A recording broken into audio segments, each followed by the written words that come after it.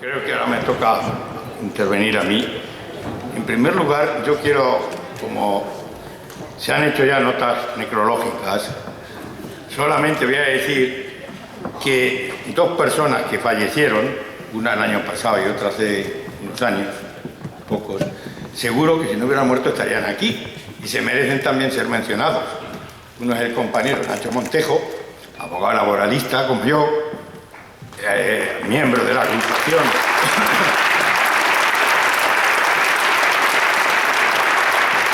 miembro que fue en años duros de la agrupación o célula de abogados del Partido Comunista de España y abogado también de comisiones obreras, y otra persona entrañable que sin lugar a dudas estaría aquí si no hubiera fallecido, es Manuel Ramón Alarcón.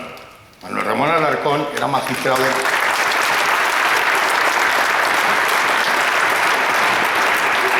Manuel Ramón Alarcón era magistrado de la Sala de lo Social del Tribunal Supremo cuando falleció, y en su pasado había sido también activista estudiantil, fue dirigente estudiantil en la Universidad de Sevilla en los años de la lucha contra la dictadura franquista, y Manuel Ramón, a diferencia de Nacho Montejo y de otros como yo, como otros, se situaba más a la izquierda del Partido Comunista de España, y entonces pertenecía a un grupo, creo que era un grupo de inspiración trotskista que se llamaba Acción Comunista.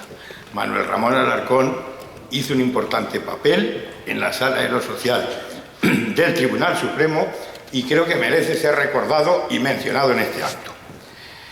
Hechas estas, digamos, notas necrológicas, yo creo que habría que aclarar, en mi opinión, por qué se me da el premio a mí.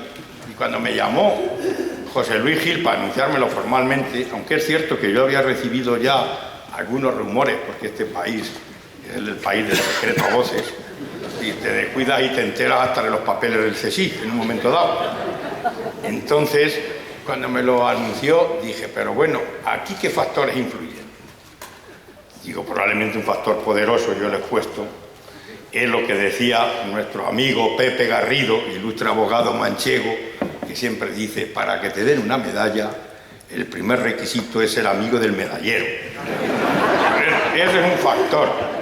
Luego me dicen, no, porque es tu actuación, entre otros, en Coca-Cola, en Airbus, se le olvida otros asuntos igual de importantes como Telemadrid, que hay aquí un grupo de compañeros presentes.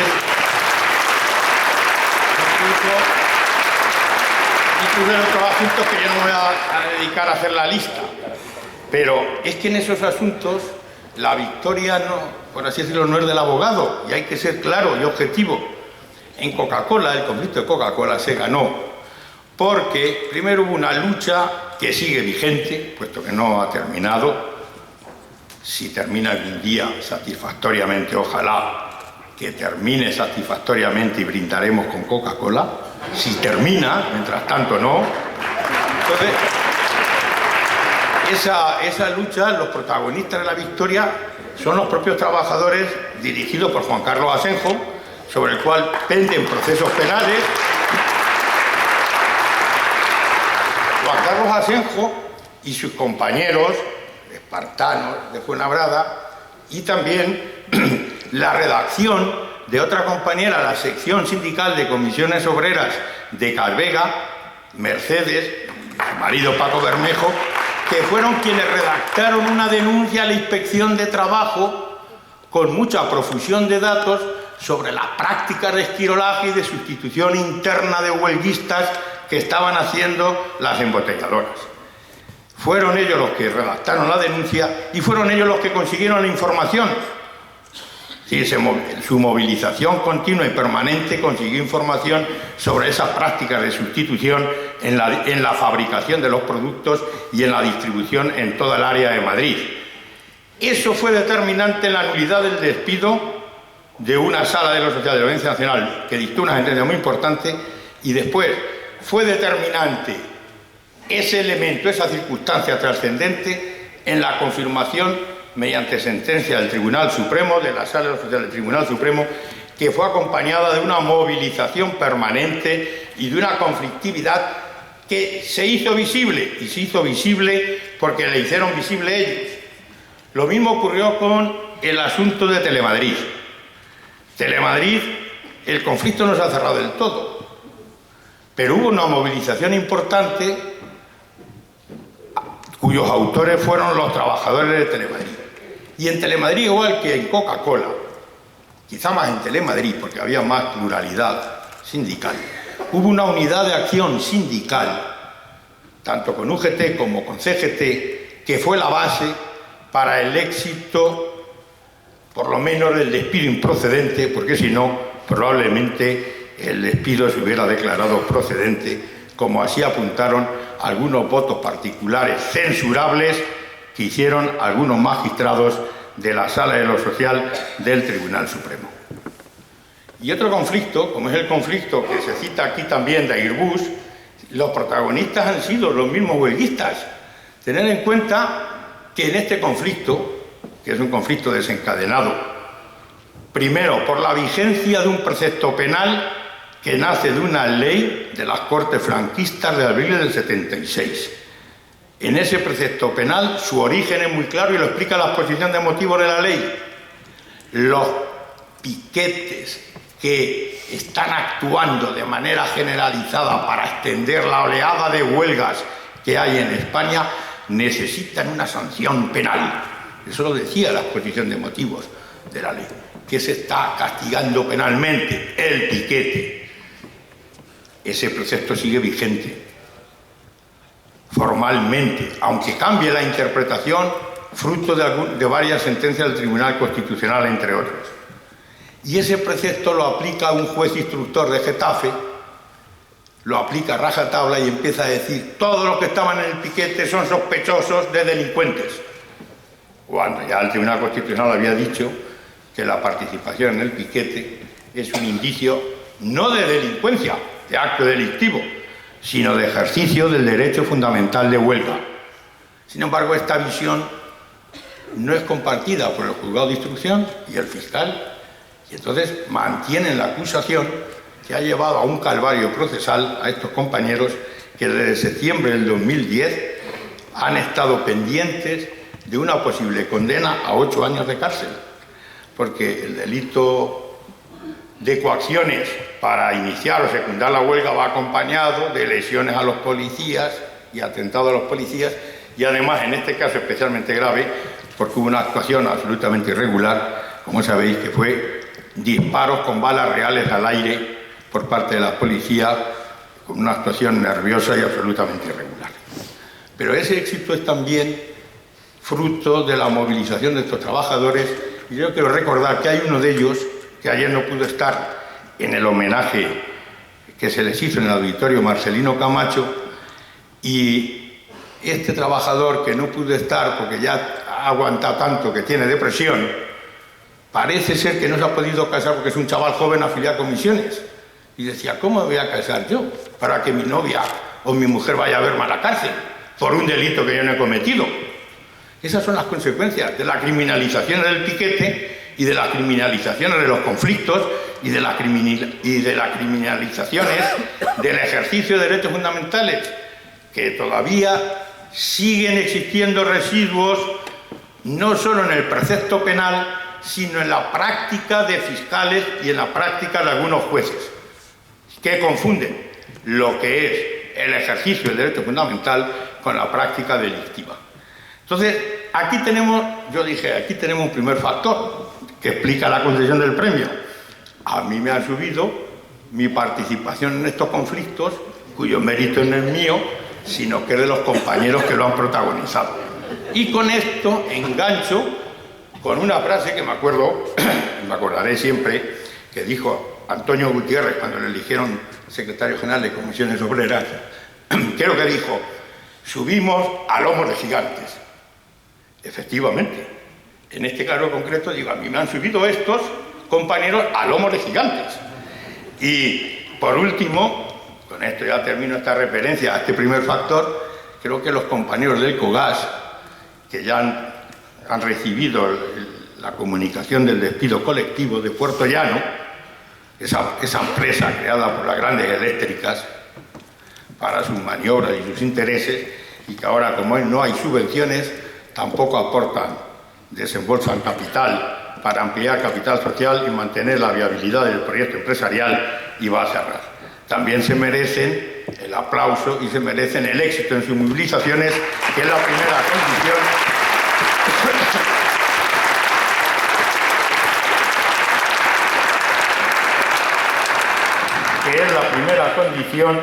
esas movilizaciones, esa visibilidad del conflicto, es la primera condición para el éxito que vamos a intentar. Tenerlo ya veremos si se consigue, porque todos los pleitos, como yo les decía a los de Coca-Cola y a los de Telemadrid, en las asambleas, ¿cuál es posibilidad de ganar el pleito? El 50%. ¿No? El 50%. Lo mismo que se gana, se pierde. Bien. Luego, yo digo, ¿por qué hay otro factor? Me interrogo. Digo, pues se lo podrían haber dado a otras personas. Y aquí hay muchas personas aspirantes. En Castilla-La Mancha tenéis a Luis Collado, que es un auténtico maestro, a Rufino Alarcón, a Paco Gualda, que es el responsable actual del Gabinete de Estudios Jurídicos. Y en Madrid, pues también están mis compañeras Alicia Gómez, Eva Silván, Eva Urbano, Carmen Perona, etc. Entonces, ¿por qué no se le ha dado el premio a cualquiera de ellos, entre otros abogados? Podría haberse le dado a Carolina, la presentadora, brillante abogada de Comisiones Obreras de Toledo. Entonces, ¿por qué no se le ha dado a ella y se le ha dado a mí?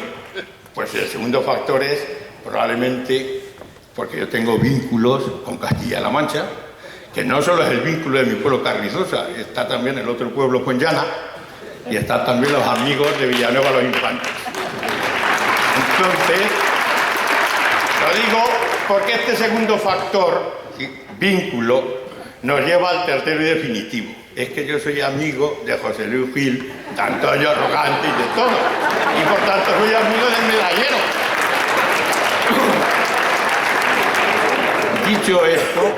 Dicho esto, como a mí me honra, y todos tenemos nuestro ego, y efectivamente lo satisfacís con esta concesión de este premio, que se le podría haber dado a cualquiera de los abogados laboralistas de Comisiones Obreras, que son los sucesores de ese colectivo y de ese legado de Atocha que ha explicado muy bien Alejandro Ruiz Huerta, y que yo no voy a repetir, de lucha por la igualdad, de lucha por las libertades, y cómo ese compromiso sigue vigente hoy en día.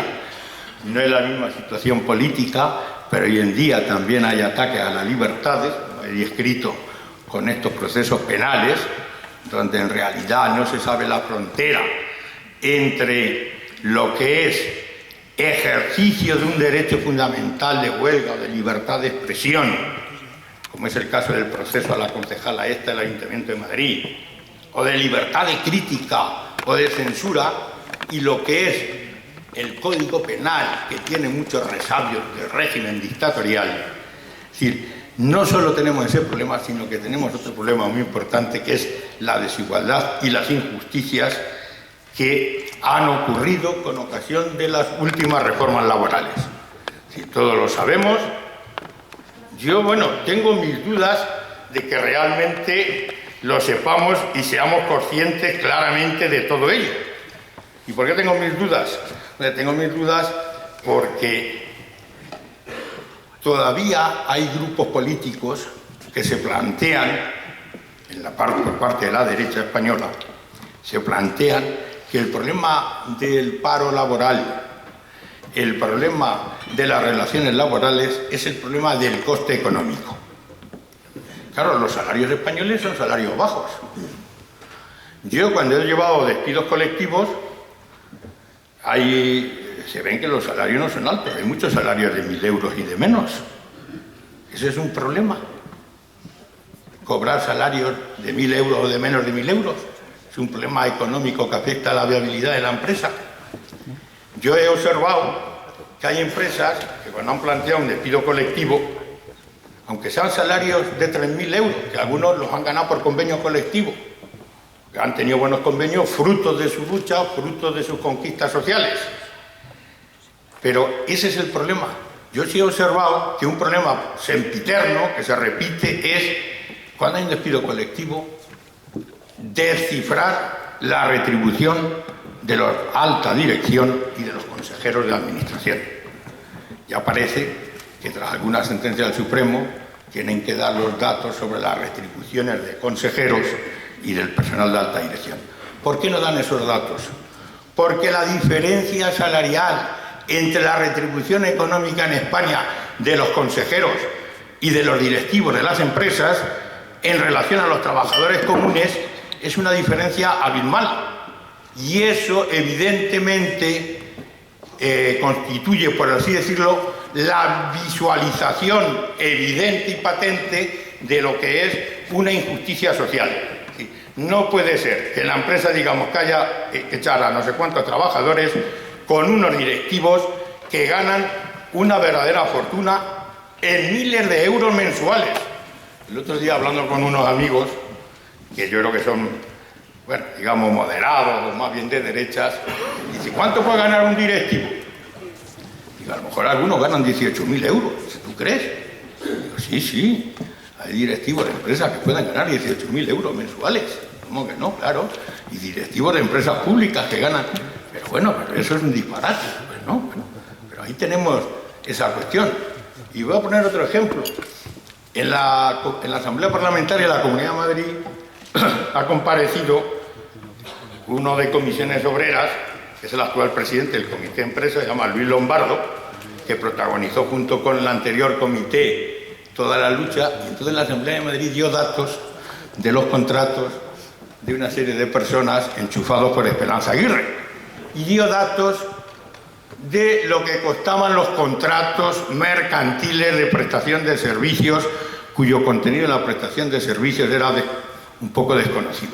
O sea, la respuesta de alguno de ellos ha sido descomunal. Uno le dice, no luchó contra Franco, sin embargo yo sí. Este que le reprocha que no luchó contra Franco debía saber que no tenía edad, porque es que Luis Lombardo era muy pequeño cuando todavía estaba la dictadura franquista. Y otra le dice, eres podemita, por lo tanto lo que diga es podemita, no sirve para nada. Pero ahí está la intervención que hace Luis Lombardo en la Asamblea Parlamentaria de Madrid, que lo que pone de relieve es esta diferencia salarial y diferencia retributiva tan importante. ¿Y esto a qué nos lleva? Pues nos lleva a que las reformas laborales hay que derogarlas bien derogadas. Y para eso tenemos que saber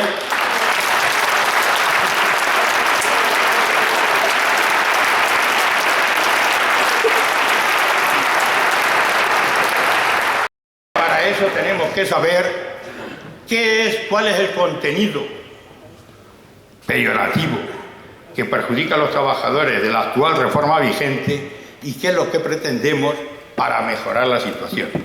¿En qué perjudica el contenido de la actual reforma vigente? Primero, en que como han, por así decirlo, demonizado al sindicato, el sindicato en el franquismo era el demonio. Son los comunistas al servicio de una potencia extranjera, dijo una sentencia del Tribunal Supremo presidida a la Sala de lo Penal, porque luego fue el defensor de Milán del Bosch, el presidente de la Sala de lo Penal del Tribunal Supremo, cuyo nombre se me ha olvidado ahora mismo, pero bueno, ahí queda, era el presidente, y dice, están al servicio de una potencia extranjera, son comunistas, los de Comisiones Obreras, y por lo tanto son ilegales. Ahora, como ya no se puede demonizar, ¿qué hacen? Los estigmatizamos, son vividores, no se dedican más que a la juerga y a no trabajar, son vagos y maleantes, como en la antigua ley de vagos y maleantes. Y entonces, como han demonizado, ¿qué pretenden?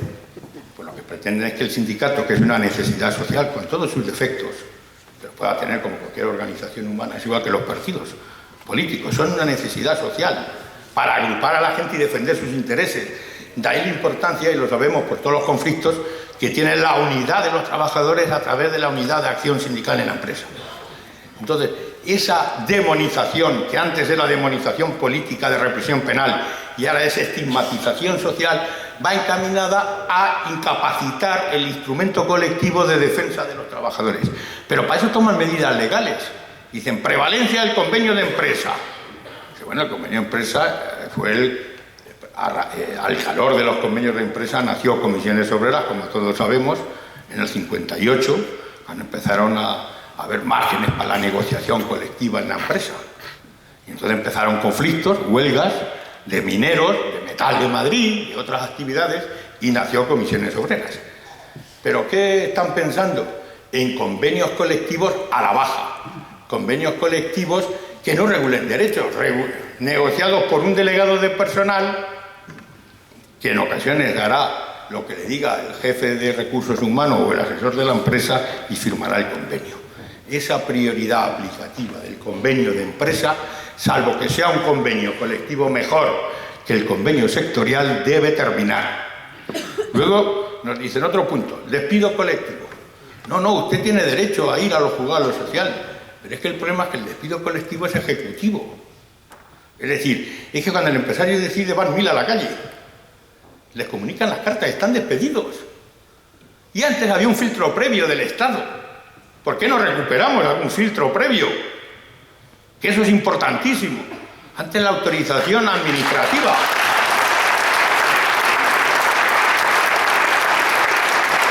Antes era la autorización administrativa. Ahora puede ser un laudo arbitral consensuado, pero que necesariamente sea filtro previo.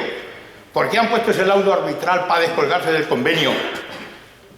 Que es una medida que no es tan dramática y tan importante como el despido colectivo de muchos trabajadores y no se recupera, se figura para el despido colectivo de esos muchos trabajadores. Luego hay otro problema, dice que es la devaluación salarial.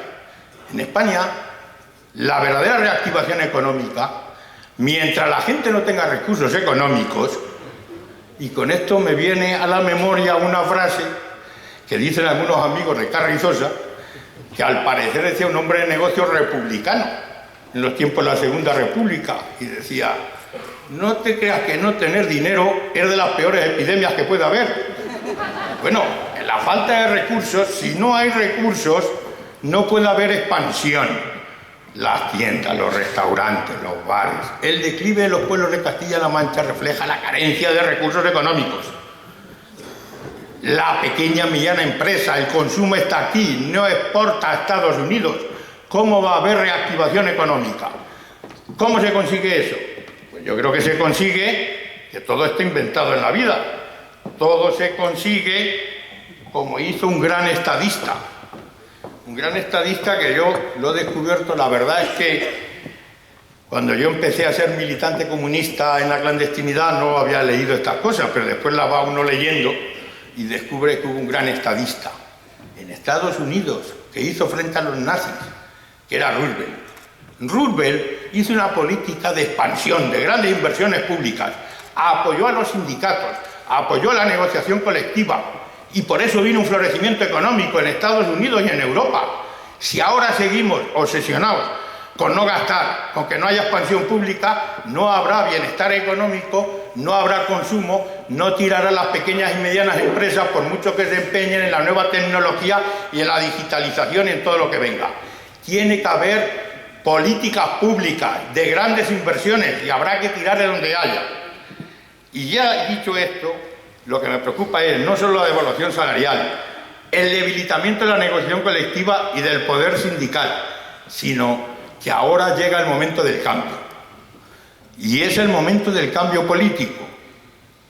Es decir, no podemos continuar con la situación actual, porque entre otras cosas da la sensación, como dijo Carlos Alonso Zaldívar en el homenaje a Jaime Sartorius, dice que da la sensación que aquí la representación política en algunos sitios ha sido controlada por grupos de malhechores. Grupos de malhechores que están haciendo de la suya. Claro, eso hay que echarle de la vida pública. Y lo digo esto porque es fundamental lo del cambio político. Pero el cambio hay que clarificarse. Hay que clarificarse en la materia de protección social. Hace falta más inversiones también en protección social. Si se hace reformas fiscales, que se hagan.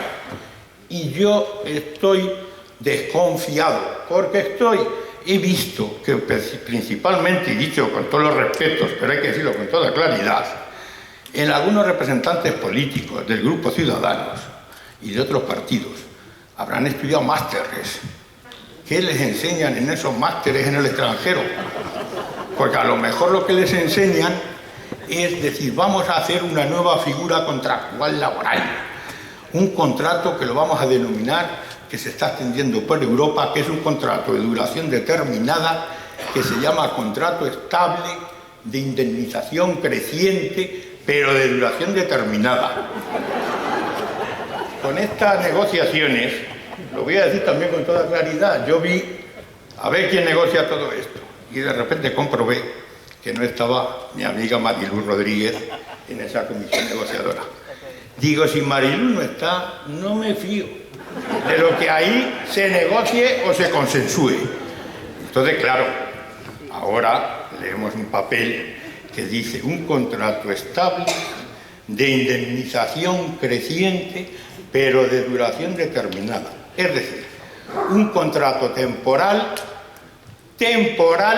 que tiene derecho a una indemnización económica, pero que no tiene causa. Y si no tiene causa justificativa, en lo que todos sabemos, que es el artículo 15 del Estatuto, contrato eventual, circunstancias transitorias, contrato de interinidad que sustituye a otro, contrato de obra de la construcción que tiene un objeto cierto, temporal, perfectamente delimitado, sino que tiene un contrato sin causa, y eso es temporal, está claro que todos los futuros trabajadores por cuenta ajena van a ser todos temporales. Entonces se dice,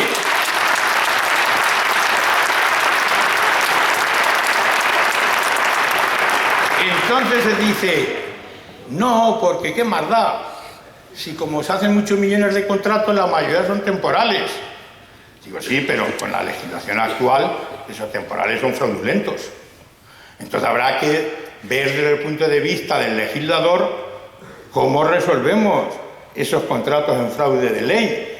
Entonces dice, ¿cómo se resuelve? Si está todo inventado. ¿Cómo se resuelve la proliferación de contratos temporales fraudulentos donde el trabajador del contrato temporal no se va a atrever a reclamar porque si reclama no lo vuelven a contratar? Evidentemente, solo van a reclamar lo que está ocurriendo en la actualidad, las administraciones públicas. Los de las empresas privadas no van a reclamar, si no reclaman, porque no se atreven, porque no les vuelven a contratar. Entonces, ¿cómo arreglamos eso? Pues lo arreglamos muy bien. Puede haber una primera solución. Si vamos a encarecer el contrato temporal, si hay un problema de financiación a la seguridad social, que se suban las cuotas. Las cuotas de seguridad social de los temporales frente a los fijos, se puede subir, se pueden adoptar otro tipo de fórmulas. O incluso vamos a recuperar una figura jurídica que existía en la jurisprudencia de la Sala de lo Social del Tribunal Supremo, que era llamado el despido nulo en fraude de ley, que implica readmisión con abono de salario de tramitación. Es decir, si el empresario hace un contrato temporal y el trabajador se atreve a reclamar y se demuestra que no existe causa, readmisión forzosa y abono de salario de tramitación.